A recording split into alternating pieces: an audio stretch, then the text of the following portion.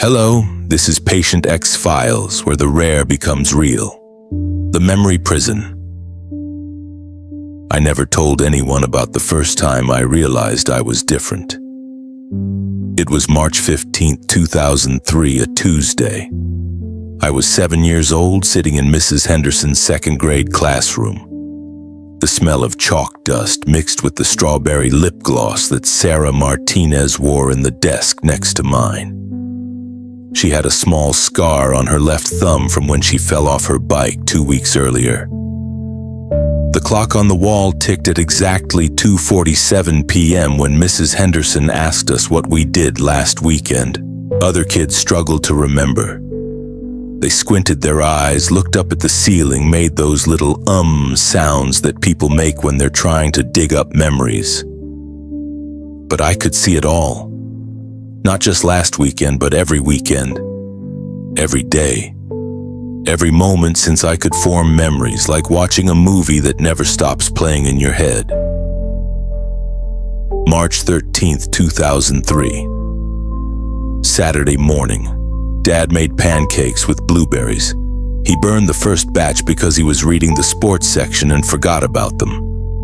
Mom laughed and said, "There goes our Chef of the Year award."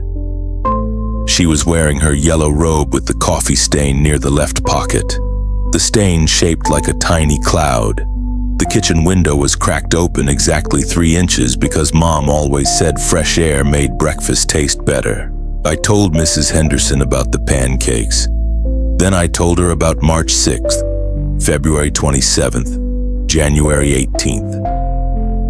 I kept going until she put her hand on my shoulder and asked me to stop. The other kids stared at me like I was some kind of circus act. Sarah Martinez leaned away from me as if whatever I had might be contagious. That's when I learned that normal people forget. They let memories fade like old photographs left in the sun. But my memories never fade. They stack up like newspapers in a hoarder's house, each one crisp and detailed as the day it happened. Every embarrassing moment, every painful word, every disappointment, every loss. My name is David Chen, and I have hyperthymesia.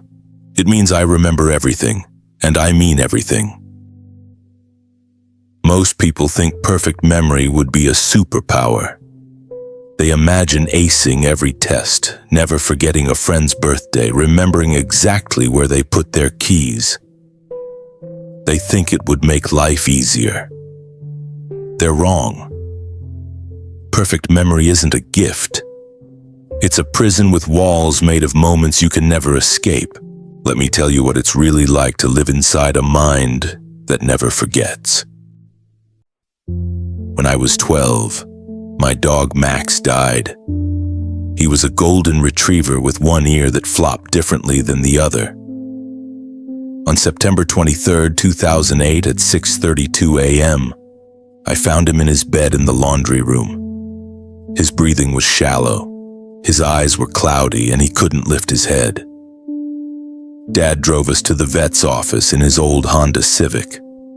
The car smelled like coffee and that pine air freshener he hung from the rearview mirror. Dr. Williams explained that Max had kidney failure. He was suffering. The kindest thing would be to let him go. Most people would remember that Max died. Maybe they'd remember it was sad. The details would blur over time, softened by the merciful fog that normal brains create around painful memories. But I remember everything. The exact words Dr. Williams used, the way Mom's mascara smeared when she cried, the sound Max made when the injection went in, the way his body went still, the weight of his head in my lap, the smell of disinfectant mixed with sadness. But here's the thing that breaks me every single day. I don't just remember that Max died 7 years ago. I remember it like it happened 7 minutes ago. The grief is fresh. The pain is immediate. Every morning when I wake up for just a split second, I think Max is still alive. Then the memory crashes over me with the same intensity as that September morning. I lose him again. Every single day. Now imagine that feeling. But for every loss, every embarrassment, every moment of pain you've ever experienced, imagine reliving your worst breakup with perfect clarity every time you see your ex's name. Imagine feeling the exact shame of wetting your pants in 3rd grade every time someone mentions elementary school. Imagine the precise sting of every cruel word ever spoken to you, playing on repeat in your mind with crystal clear audio. This is hyperthymesia. This is my reality. When I turned 16, I tried to explain it to my girlfriend, Jessica. We were sitting in her car after a movie, the dashboard lights casting weird shadows on her face. She had gotten a small pimple on her chin that morning and kept touching it self-consciously. Her perfume was that vanilla body spray from Bath & Body Works. The radio was playing a song by The Killers, volume level 7 out of 10. I remember everything about us, I told her. Our first conversation on October 3rd at lunch. You were eating a turkey sandwich with no mayo because you said mayo was gross. You were wearing a blue sweater with a small hole near the left elbow.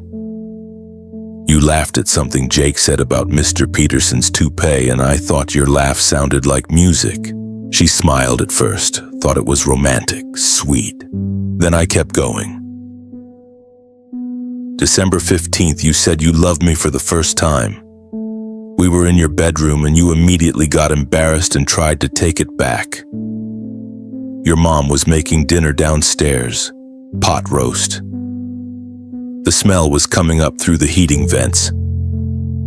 Your little brother was playing Xbox in the next room, some racing game with loud engine noises. Her smile faded.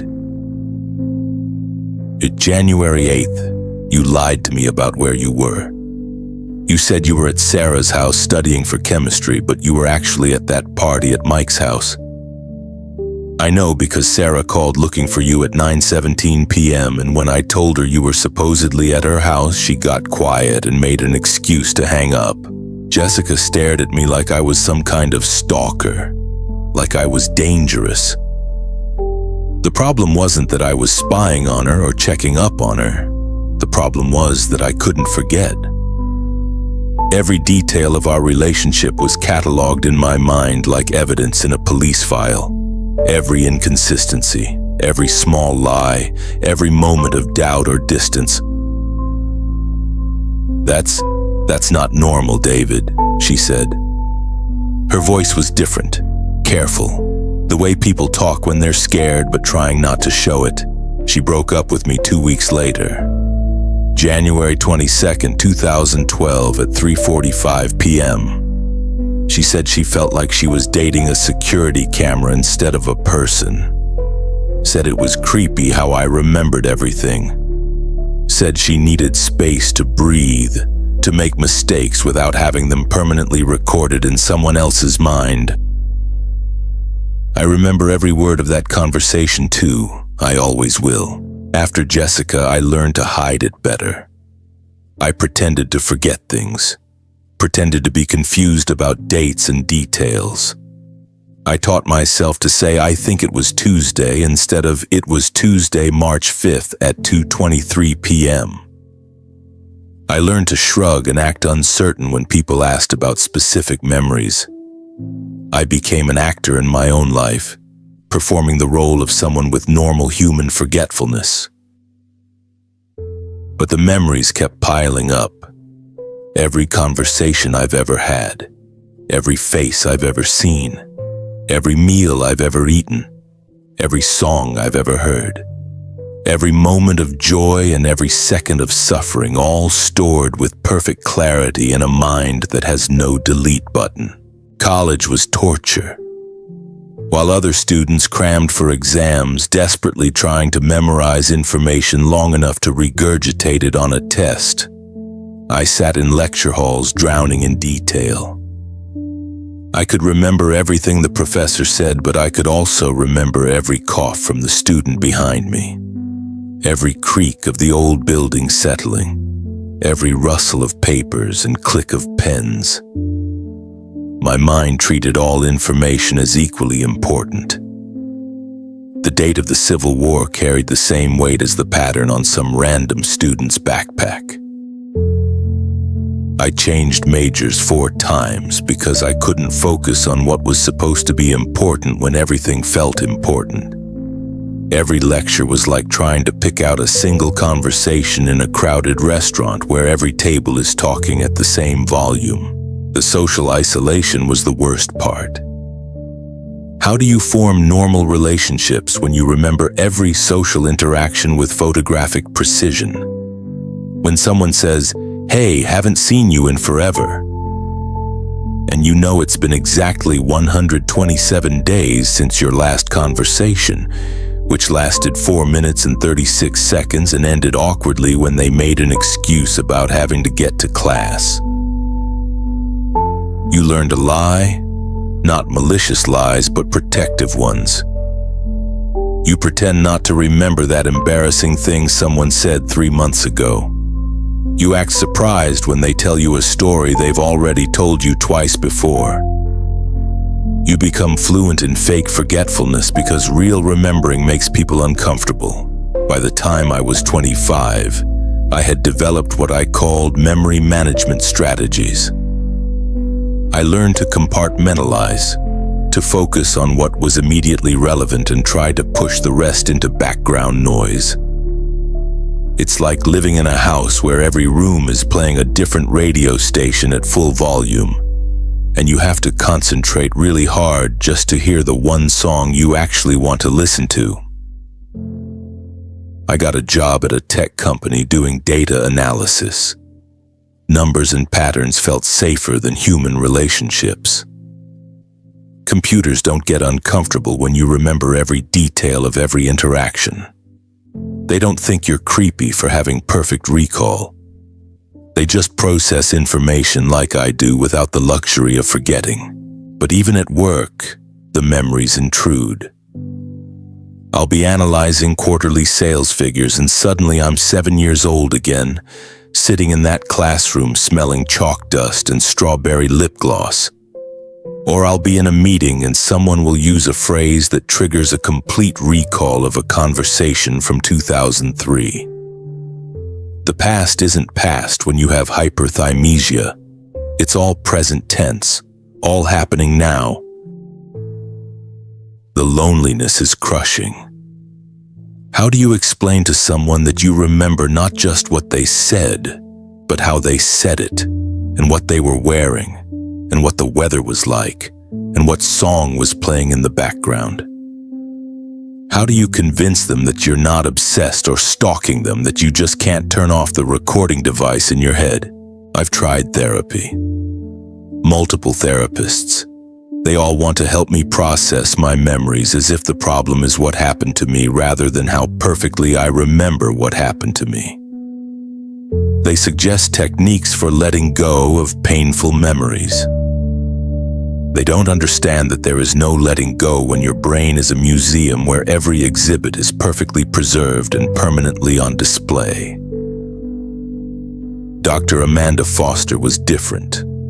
I started seeing her when I was 28. She specialized in rare neurological conditions. When I first explained my situation, she didn't look at me like I was crazy or creepy. She looked fascinated. "Hey, David," she said during our 3rd session, "what you have is extraordinarily rare. There are maybe 60 confirmed cases of hyperthymesia in the world. You're not broken, you're just wired differently." It was the first time anyone had suggested that maybe I wasn't the problem. Dr. Foster explained that hyperthymesia is a neurological condition where the autobiographical memory functions at a level far beyond normal human experience. Most people remember the general outline of their lives, with a few vivid memories scattered throughout. People with hyperthymesia remember virtually everything that has happened to them with vivid detail. The problem, she explained, isn't that you remember too much. The problem is that society isn't designed for people who remember everything. We built a world that assumes people forget. She was right. Our entire social structure depends on the merciful fading of memory. We say things in anger that we expect people to get over. We make mistakes that we hope will be forgotten. We rely on the softening of time to heal old wounds. But what happens when time doesn't heal anything because time doesn't change the clarity of the memory? Through therapy with Dr. Foster, I learned that my hyperthymesia came with some advantages too. I could recall conversations with perfect accuracy, which made me valuable in business negotiations. I never forgot a client's preferences or personal details, which made me seem incredibly attentive and professional. I could spot patterns and inconsistencies that others missed because I retained all the data points, but the emotional cost was still enormous. Every relationship in my life was complicated by my inability to forget any slight, any disappointment, any moment of conflict. I held grudges not because I was petty, but because I couldn't experience the natural fading of resentment that comes with imperfect memory. My parents struggled with it too. When I was 30, my mom asked me to stop correcting her stories. She'd tell someone about my childhood getting some detail wrong and I'd automatically correct her. Not to be mean, but because the incorrect version felt like sandpaper against my brain. "David, honey," she said, "sometimes it's okay to let people be wrong about things that don't matter. Not everything needs to be perfectly accurate."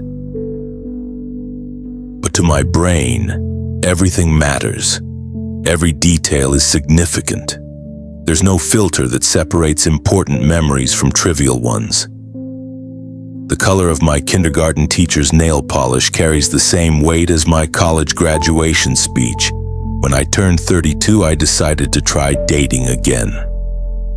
I met Sarah through a mutual friend. Not the Sarah from elementary school with the strawberry lip gloss, but a different Sarah. Sarah Williams. She was a librarian with kind eyes and patient smile. She had a small scar above her right eyebrow from chickenpox when she was 6. I was honest with her from the beginning. Well, mostly honest. I told her I had an unusually good memory for details. I didn't mention the hyperthymesia diagnosis right away. I was still learning how much truth people could handle. Our first date was October 14th, 2018, at a coffee shop called The Daily Grind. She ordered a vanilla latte with oat milk. I got black coffee because I'd learned that ordering complicated drinks gave me more details to remember, and I was trying to reduce the sensory input. She wore a green sweater and silver earrings shaped like leaves. She laughed at my jokes and didn't seem put off when I remembered exactly what she'd said about her favorite books during our phone conversation 3 days earlier. For 6 months, it was the closest thing to normal I'd ever experienced. Sarah was patient with my quirks. When I'd remember exactly when and where we'd had specific conversations, she found it charming rather than creepy. When I'd noticed small changes in her appearance or mood, she felt seen and cared for rather than scrutinized. But slowly, the weight of perfect memory began to strain our relationship too. I remembered every time she was 15 minutes late, every occasion when she seemed distracted during our conversations, every small inconsistency in the stories she told about her day. I didn't bring these things up, but they accumulated in my mind like evidence in a case I didn't want to build. The breaking point came on a Tuesday evening in April 23rd, 2019 at 7:18 p.m. We were making dinner together in my apartment. Spaghetti with marinara sauce. She was telling me about her day at the library, about a difficult patron who'd been rude to her colleague. "This guy comes in, right? she said, stirring the sauce, and he starts yelling at Jennifer about some book that was supposedly returned but showing as overdue in the system. I had heard this story before, exactly this story. She told it to me 6 weeks earlier on March 8th, but in that version the patron had been yelling at her, not Jennifer. And it had been about a DVD, not a book. I didn't say anything. I just kept chopping vegetables for the salad. But my silence must have been noticeable because she stopped talking and looked at me. "Everything okay?" she asked. I wanted to say yes. I wanted to let it go. But living with hyperthymesia means you can't unsee inconsistencies. You can't unknow what you know. The two versions of the story sat in my mind, demanding reconciliation. "You told me this story before," I said quietly. But it was different. Her face changed. That careful expression I'd learned to recognize. The look people get when they realize you remember too much. I'd think, "What do you mean?" So I told her.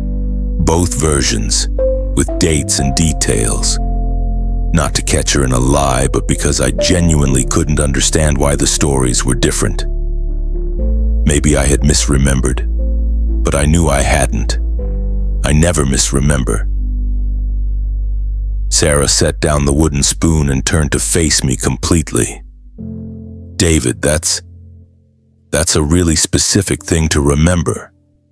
And kind of weird that you're keeping track like that." "I'm not keeping track," I said. "I just remember." "But why do you remember conversations from 6 weeks ago word for word? That's not normal." And there it was. The word that had been haunting me my entire life. Normal. I wasn't normal. Would never be normal. Could never pretend to be normal well enough to maintain a relationship with someone who was. I told her about the hyperthymesia that night, about the diagnosis, about the 60 people in the world who share this condition, about what it really means to remember everything. She listened quietly, occasionally asking questions, trying to understand. "So you remember every conversation we've ever had?" she asked. "Yes, every date, everything I've ever told you." "Yes, every mistake I've made, every time I've been late or moody or said something stupid." "Yes." She was quiet for a long time.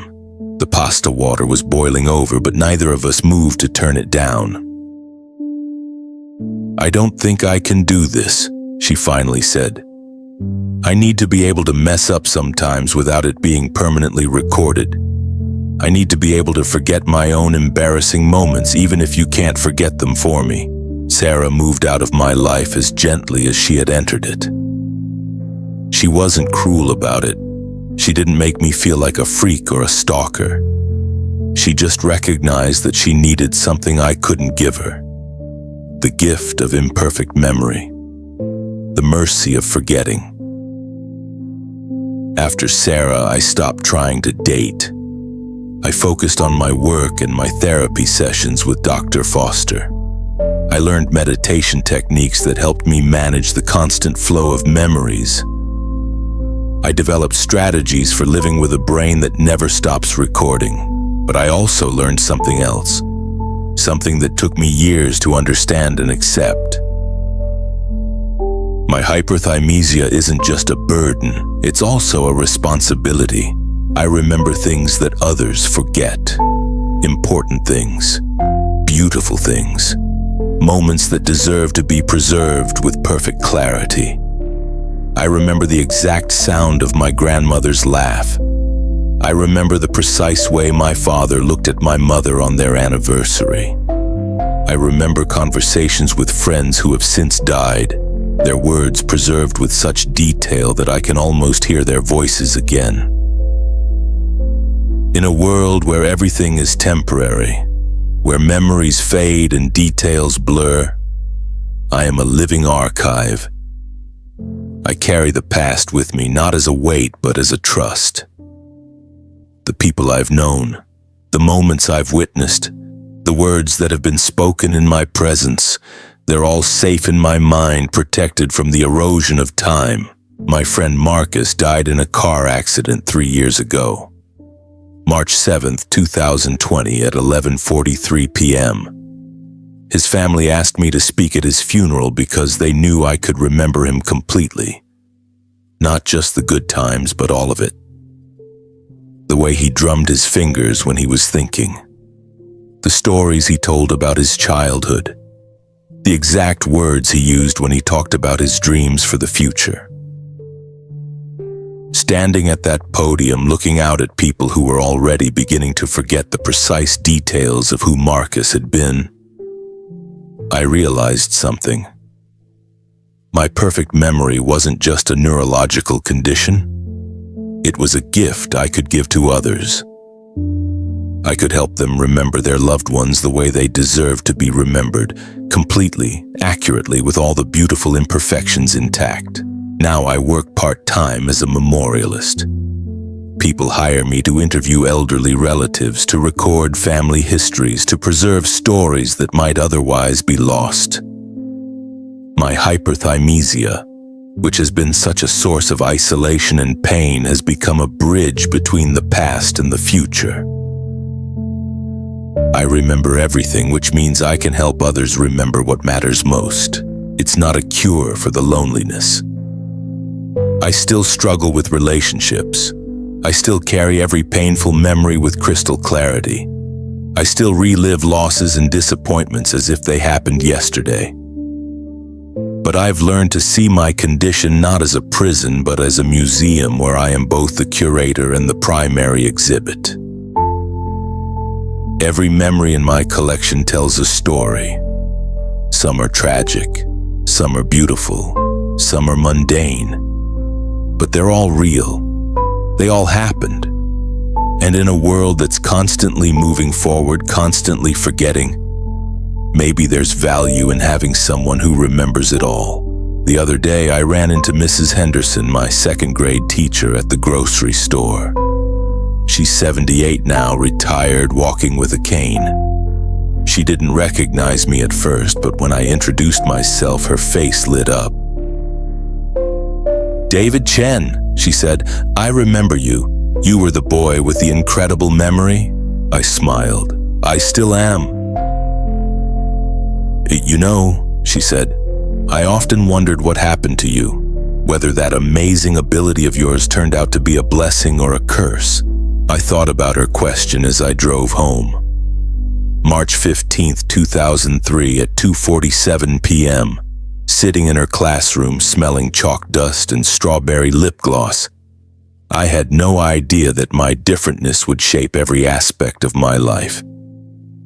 I couldn't have imagined the isolation, the broken relationships, the daily struggle of living with a mind that never stops recording. But I also couldn't have imagined the unexpected gifts, the way my memory could preserve love after loss, the way it could help families hold on to their histories, the way it could turn a neurological condition into a form of service. My hyperthymesia will never be cured. I will never know the relief of forgetting. Every day for the rest of my life, I will wake up carrying the weight of every moment I've ever lived. But maybe that's not entirely a burden. Maybe it's also a purpose. In a world that forgets too easily, someone has to remember it all. If you enjoyed this video, please support the channel.